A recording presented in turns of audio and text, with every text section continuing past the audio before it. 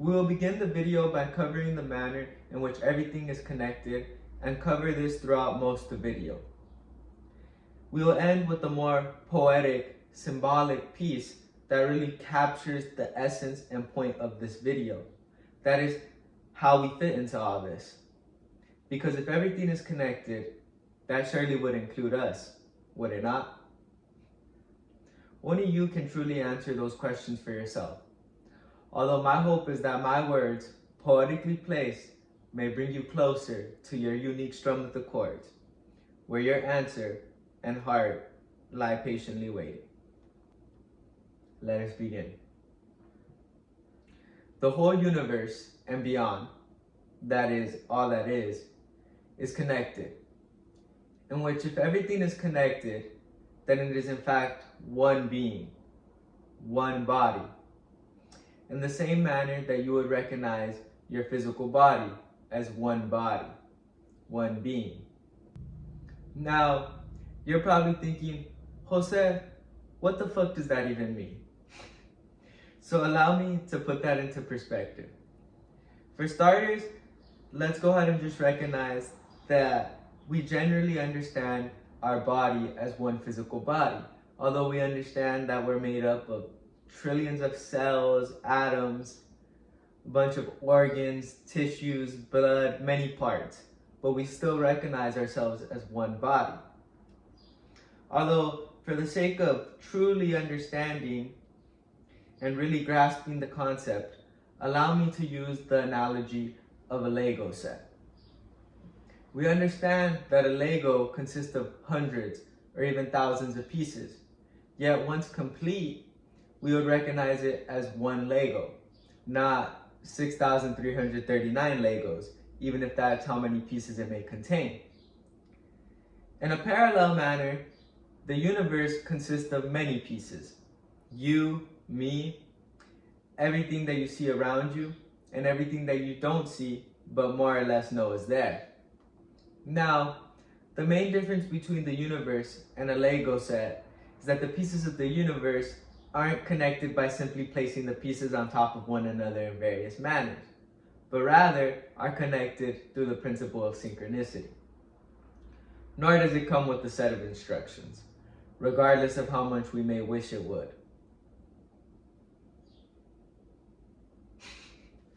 Synchronicity is the force that connects, binds, and balances all the universe.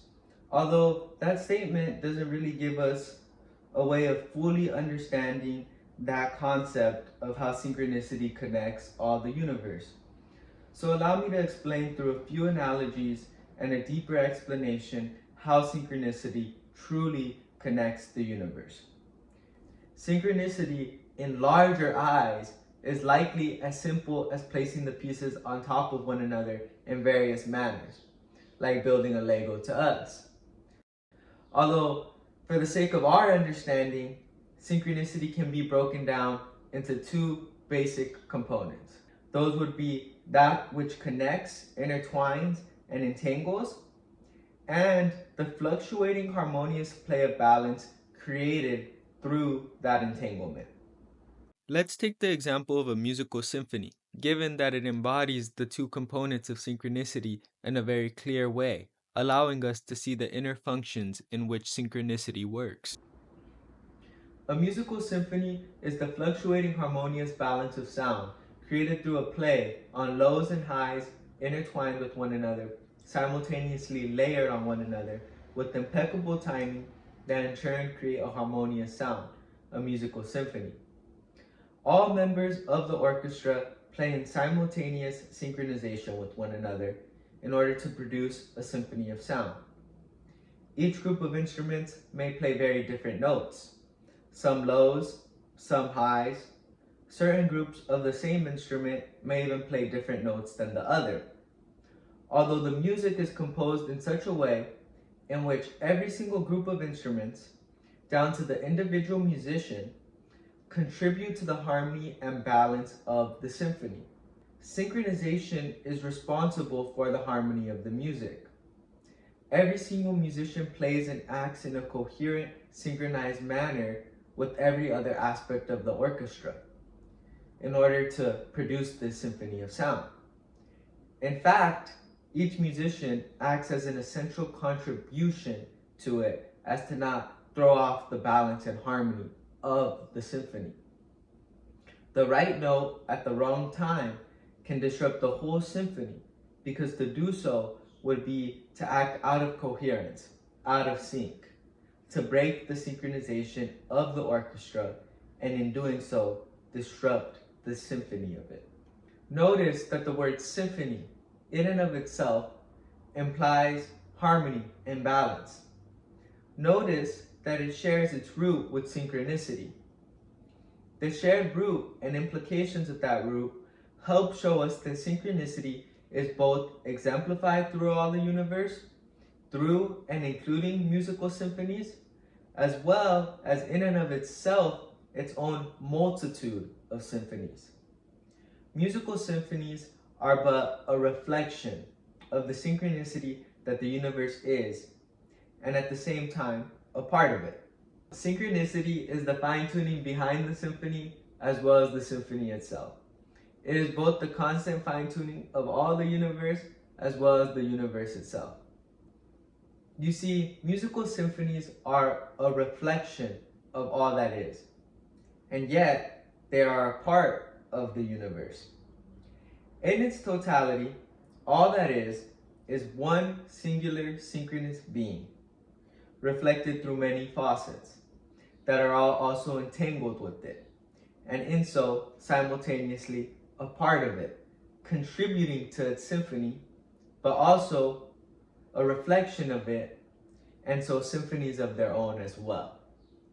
The reflective aspect of this creates a sort of mirroring effect that results in a simultaneously layering on one another, similar present to that within a musical symphony, in which different notes are layered and intertwined with one another in a bleed-through-like fashion.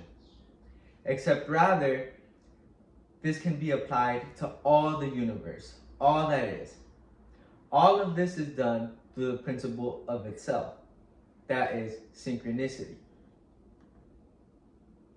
You can imagine that trying to put together the puzzle of all that is to figure out the exact layering, the exact intricate entanglement, the specifics and details of all that is would be quite the task to us. For that reason, I said earlier that synchronicity in larger eyes is likely as simple as placing the pieces on top of one another in various manners, like building a Lego to us. Although for us, it is much better to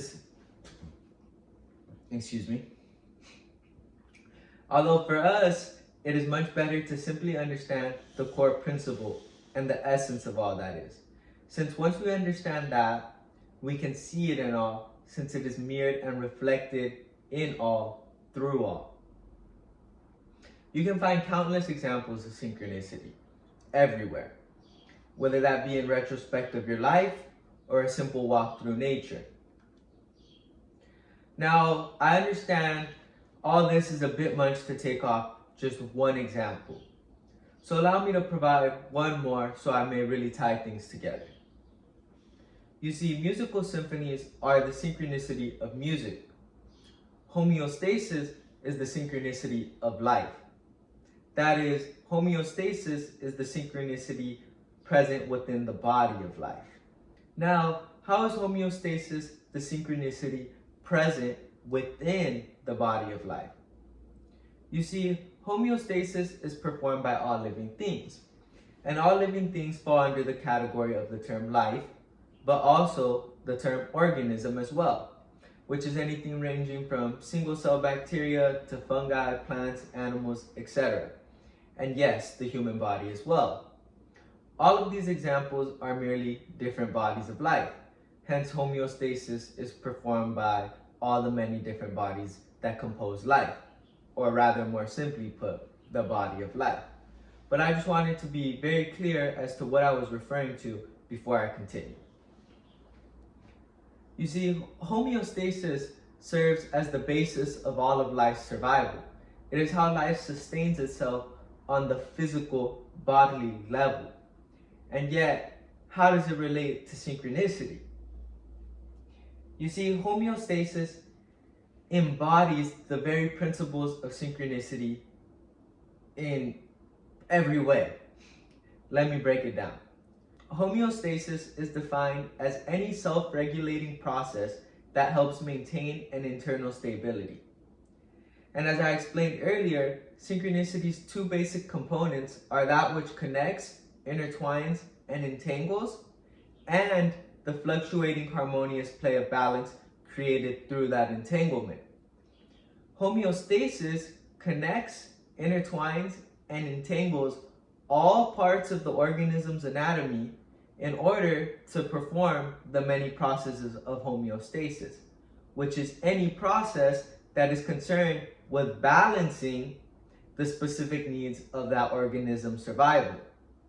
Homeostasis is constantly having to adapt to changes, external and internal, in order to maintain the proper conditions, the proper balance of that organism's survival. This is the fluctuating harmonious play of balance created through the entanglement occurring to perform the processes of homeostasis. The details and processes of homeostasis can be many, although the essence and core principle of synchronicity remains the same throughout. Therefore, homeostasis is the synchronicity of the many bodies of life, and it is the core principle of synchronicity present within homeostasis that allows for it to sustain the body of life. Now, to really tie things together, let's go ahead and look at homeostasis in contrast to the body of a musical orchestra. Homeostasis is a lot like tuning the instruments prior to the performance. No one sees it, it goes relatively unnoticed, and yet it is vital to the symphony. It is the symphony behind the symphony of life. It is the constant fine-tuning of the body that provides life.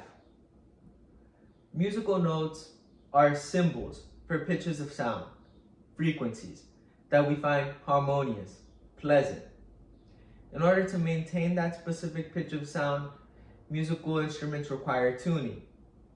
This tuning is essential to the playing of the instrument. A symphony would not sound nearly the same and would be ruined if this was not done prior to the performance.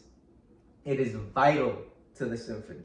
Musical instruments and musical notes in themselves are symphonious, built on synchronicity, and yet they require constant tuning to be played. Now, to connect that back to my original statement about synchronicity, that is, synchronicity is the fine-tuning behind the symphony as well as the symphony itself. Synchronicity is the fine-tuning behind all the universe as well as the universe itself. I will say that musical symphonies as well as homeostasis are but two examples that embody that idea. The idea that synchronicity is the fine-tuning behind the symphony as well as the symphony itself. Allow me to explain. Tuning instruments and the instrument themselves are built on synchronicity and quite symphonious themselves. And yet it is understood that they are generally used to play a symphony of sound. Synchronicity is simultaneously both the instruments, their ability to be tuned, and the musical symphony they are capable of producing. Symphonies within symphonies within symphonies, going down and down as well as up and up. In a similar manner, homeostasis serves as the consistent fine-tuning of the physical body of life, and yet a symphony of its own as well, given that it is built on the principle of synchronicity. If we recognize that life is a symphony to be played, then that would make homeostasis the fine-tuning behind the symphony of life, as well as a symphony in of itself. Hence, synchronicity is the fine-tuning behind the symphony as well as the symphony itself. Homeostasis is the symphony behind the symphony of your life. That is the physical, bodily symphony behind your life. Whether you play the symphony of your life is up to you. And yet, my original statement was Synchronicity is the fine-tuning behind the symphony as well as the symphony itself. It is both the constant fine-tuning of all the universe as well as the universe itself. So how does this add up to the whole of all the universe and beyond? All that is, the universe and beyond, is a singular grand symphony consisting of the highs and lows of the many instruments you see around you, including yourself, all playing simultaneously, layered on one another, intertwined, entangled, and connected with one another, and yet utterly harmonious and balanced through the force of the universe. Synchronicity serves as both the constant fine-tuning of all the universe as well as the universe itself, in the sense that it is present within everything as well as through everything. That is, that each symphony consists of infinitely smaller symphonies as well as infinitely larger symphonies until entangled into a single grand symphony. That is also the source of all symphonies, which would be silence, what happens before a symphony is performed. Now, each prior synchronicity or each prior symphony can be viewed as a sort of fine-tuning for the latter, larger synchronicity. Although in actuality, it is a single grand symphony that is simultaneously being played, as well as the source of all symphonies, which is silence, as well as all the symphonies in and of themselves. Now, it gets quite layered and intricate and even paradoxical, although I've tried to find a way to explain it through these analogies. You can try to wrap your head around it, or you can just sit in it, which would be silence. I mean, I'm guilty of both. Now, I know that may seem far-fetched, yet there are countless examples if we just open our eyes. You see, it is easier to see within things in which we can examine objectively, like homeostasis. It is harder to see within that which we cannot examine objectively, because it is too large, multifaceted, intricate, paradoxical, or simply can't be seen or conceived with the current scientific mind, nor any mind alone, but maybe rather only felt. Now remember, it is only as far-fetched as our lens is worthy of capturing it. The majority of our current lenses are simply ones that we have been given, and at times, to a wavering degree, forced on us. I'll leave you with this. We rise and fall with the symphony, deemed to its lows and highs, pulled into the symphony of others, too afraid to play the symphony of ourselves.